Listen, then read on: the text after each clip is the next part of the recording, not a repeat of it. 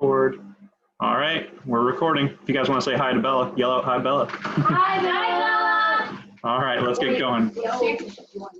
No, she won't join. I'm recording this, and so she'll be able to see it later today when she watches. Okay, lesson 1.1.2. I just want to say hi, and I miss you, and have a great day. Yes. Sweet.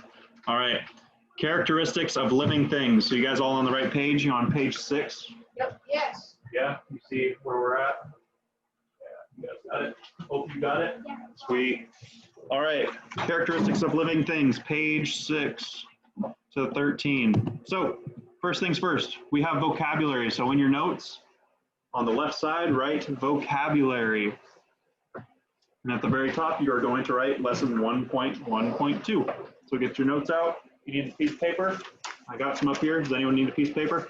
I put paper in mine. Got some? I think I do because I actually did. You want? Ladies, you got one? Yeah, okay. All right, so get your piece of paper out. We're gonna label our notes. So it'll be lesson 1.1.2 on the very top of your page. 1.1.2.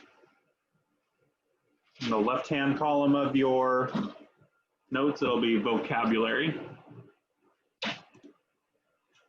Vocabulary. And then on the right side, you're going to write down homeostasis and metabolism. 1.1.2. You can write lesson, or you can just write 1.1.2. Either way. You guys all remember how to make the big T for the T-chart notes? Yep. Yeah? Okay. Ladies, you got it? Yeah? Grace, you good? Okay. All right, so write vocab, then on the right side, write homeostasis, then on the other side, write, or on the same side, write metabolism. Okay, can someone read off the definition of homeostasis for me? Yeah, Johnny? You can read it out of your book if you want. Ability to maintain stable environment. Yes. So the ability to maintain a stable environment. So what does that mean? What can you think of that, something that maintains homeostasis? Yeah, Johnny. Think of an example. Trees, yeah. Yep. Trees would be a good example. And then what about metabolism? What's the definition for that? Definition for that. Grace, can you read that one for me? Metabolism? Yes. Good. Good. All right, you guys keep writing down those definitions of both of those, and I'm going to move on to the next slide here. I thought I had a picture on the other side, I guess not. Spontaneous generation. Spontaneous generation. So this will go in the left-hand column of your notes. Left-hand column of your notes. Then you're going to write what's in the bullet points on the right side. So the theory that living things can develop from non-living matter, this is called spontaneous generation. So early scientists believed organisms like bugs and frogs came from just dust or mud. So a long time ago, there were some scientists who said, where do bugs come from? Where do frogs come from? They're so small, they must just come from dust and mud, because that's where I see a bunch of bugs and insects. They're all in the dust and they're in the mud. So that must be how they come about. But later on, there was a different kind of, they figured out that that's not exactly true. So spontaneous generation is the theory that living things can develop from non-living matter.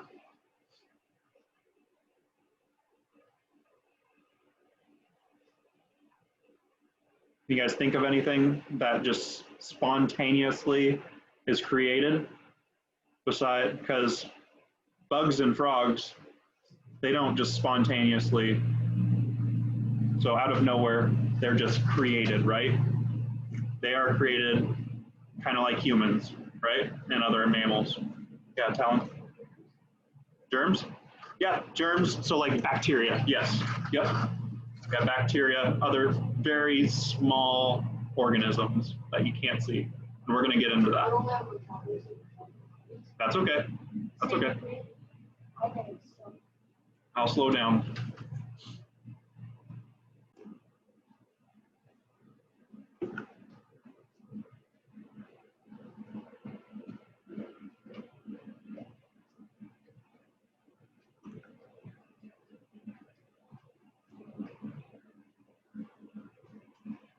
Okay. So within the same thing, this is still spontaneous generation. We have a little bit of a history lesson here. So Francesco Redi, he experimented with decaying meat. So in a closed container, there were no maggots that grew inside. There were no maggots that grew inside. In an open container, so we used an open container, there were maggots that grew on the meat because they were able to lay eggs on the meat. So this is when they were able to figure out that certain animals like bugs, maggots, they are not just spontaneously appearing. Because the maggots grew on the meat because they were able to lay eggs. No maggots were able to grow in the closed container because they could not get in. They were not able to lay eggs. They didn't just appear out of nowhere.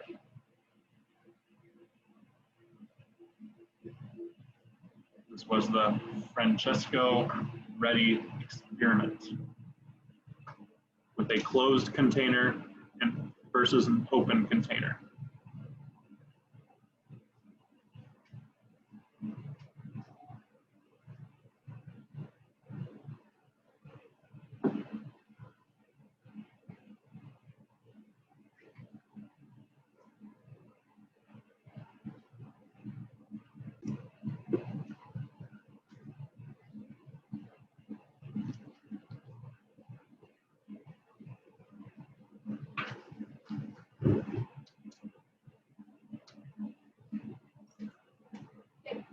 All right.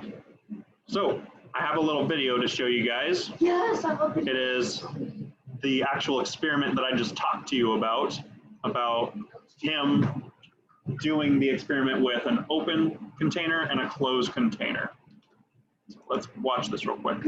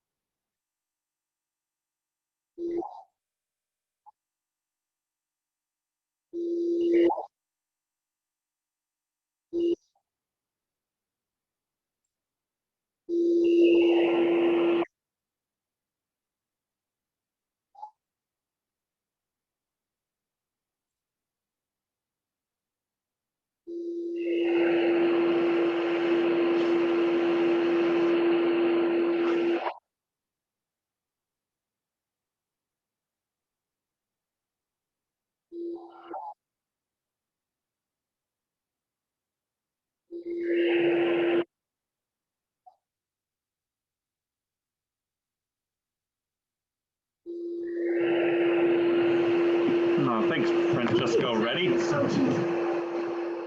Awesome. Second, holding a jar with his thumb is I think you're right. wow, this is Kind of a cheesy little thing. Kind of funny.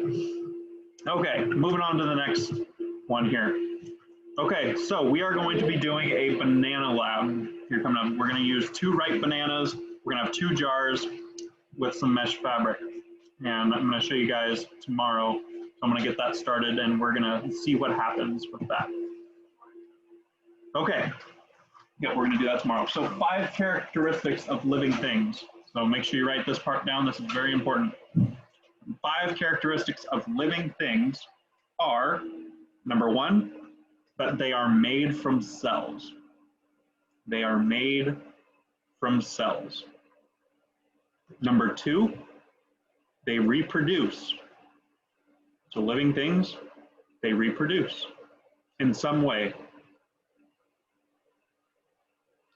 Number 3, they grow and they develop. Number 4, they respond to their environment. What does that one mean? They respond to their environment. Yeah. Their environment gets destroyed, they move to another one. Exactly. So if let's say their home gets destroyed, like let's say there's a forest fire, like is happening right now, they are going to move away from the forest fire because they don't want to be in that forest fire because their home was just destroyed and they need food, water, and somewhere that is livable to live at. So let's say there are a bunch of deer in a forest, they're going to move away from that forest because their home was destroyed. Okay, so they respond to their environment. That's what that one means. And number 5, they use energy. They use energy. So this one means they need food. They need light. They need water. That's it for the 5 characteristics. That's it for this one. Yep. Yeah, usually your notes will be about 2 pages long. It helps if you tighten up like the left side of the teacher. Yep. So you can write one. Exactly. After doing it and taking after you guys take notes all year, you're going to figure out what works best for you. Okay, you guys got the 5 characteristics written down? Yeah? Okay, I'm going to go on to the next one. So number 1, they are made from cells. So cells, they are the building block of life. So starting out here at the very beginning, we have what's called organic molecules. So last year in science, we talked about, in physical science, we talked about atoms. Atoms. Atoms create an organic compound. So that's where we have the periodic table over there. Those different, all those different elements, they will come together to create a compound. And one of the most popular organic compounds is going to be called H2O. What is that? Oxygen. Water. Oxygen is a part of H2O, yep. Hydrogen, there's 2 hydrogens, and then oxygen, like Johnny said, 1 oxygen, 2 hydrogens. When you have that combination, you're going to create water. And then there's H3O. That'll create something a little different from water. That will be a very acidic solution, okay? And just HO, that's going to be a very basic solution. So that's something we talked about a lot in physical science last year. And you guys will learn about that with me 8th grade year. And then we have cells. We're going to be talking about some cells this year in a few lessons. So cells, you have a basic nucleus.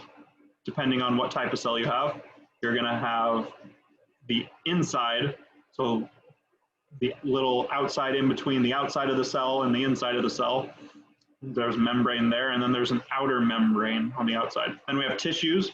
So different tissues would be are throughout your body. Then you have you have organs, so lungs, heart, all the organs you can think of, gallbladder.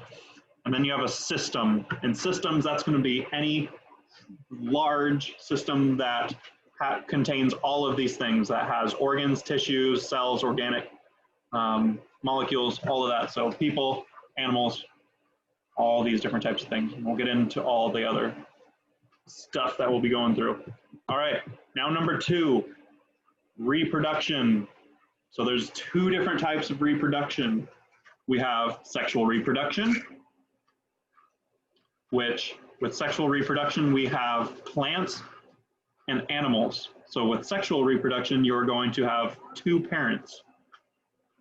With plants, something that's interesting is when flowers are pollinated, sperm and egg cells unite and grow into seeds.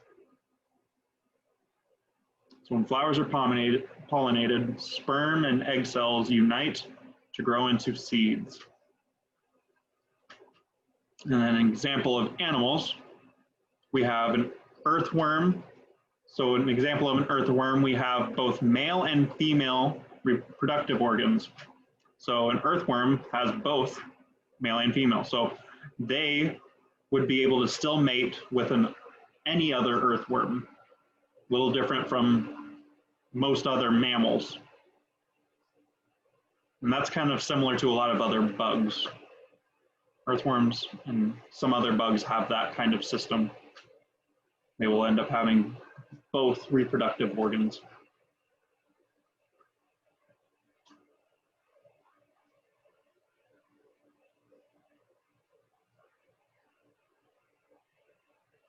So with sexual reproduction, you have plants and animals. And then you have what's called is asexual reproduction. Can someone read that definition for me in their book? Yeah.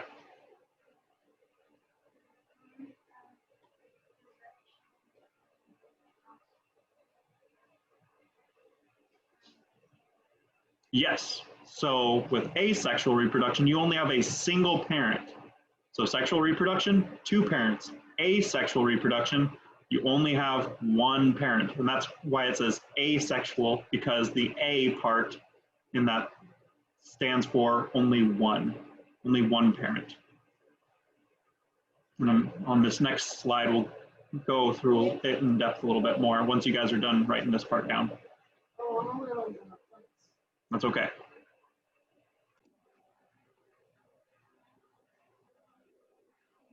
Okay, I'm gonna move on to the next slide here. Sweet. Okay, kind of like I was saying, our second form of reproduction is asexual reproduction. So sexual and asexual. So sexual, 2 parents, asexual, 1 parent. That'll be one big thing there. I'm sure at some point when we have a quiz, there will be a question that says, what is the difference between sexual reproduction and asexual reproduction? And your answer would be, with sexual reproduction, there is 2 parents. Asexual reproduction, 1 parent.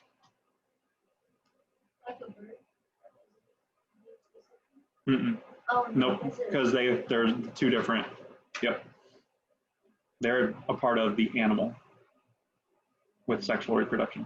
So for asexual reproduction, the offspring is identical to its single parent.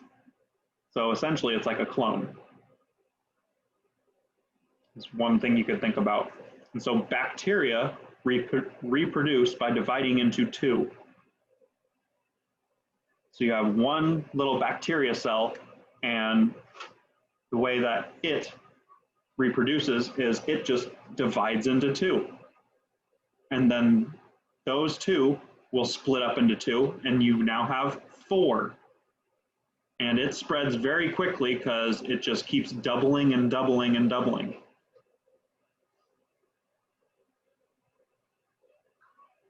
So that's asexual reproduction. Offspring is identical to its parent, its single parent. Does that make sense? Yeah.